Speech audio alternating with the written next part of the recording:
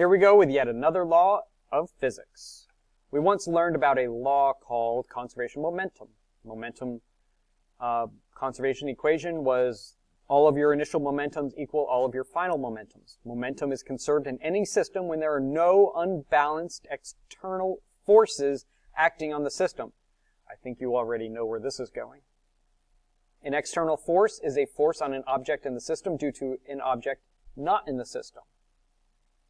An unbalanced means the force doesn't cancel with another external force. From now on, we'll have to call this law the conservation of linear momentum. Just as we have conservation of linear momentum, we also have a law of conservation of angular momentum. A system's angular momentum is conserved if there are no unbalanced external torques acting on the system. A torque is external if the force that produces the torque is external. The force is on the object in the system and due to an object outside the system. Of course, there can be external torques as long as the torques are balanced and angular momentum will still be conserved. Konzagmam. The law of conservation of angular momentum simply says the final net angular momentum of a system is equal to the initial net angular momentum of the system. We have to choose a point to be the origin or axis in order to define where our start is. Angular momentum has direction. That's either clockwise or counterclockwise. The direction of an object's angular momentum is the same as the direction of an object's angular velocity. Important point. There are several important points to make about angular momentum.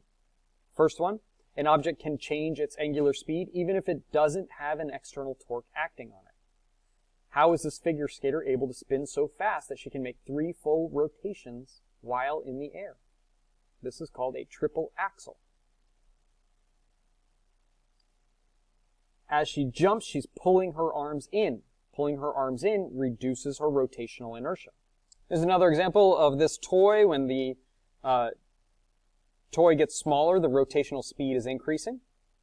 And when it gets bigger, rotational speed decreases. But where is the torque?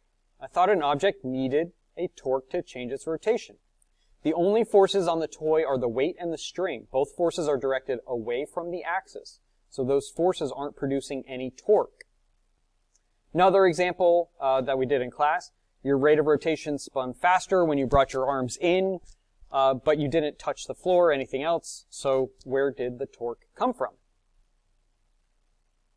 In each of these 3 examples, you saw that it's obvious that those objects changed their rotational speed. What didn't change was the angular momentum. There was no external torque in any of those cases, so the angular momentum could not change. But L equals I times omega. In each case, skater, the toy, you, had mass pulled towards the center while spinning, reducing the rotational inertia. As rotational inertia decreased, smaller I, angular speed increases to maintain angular momentum.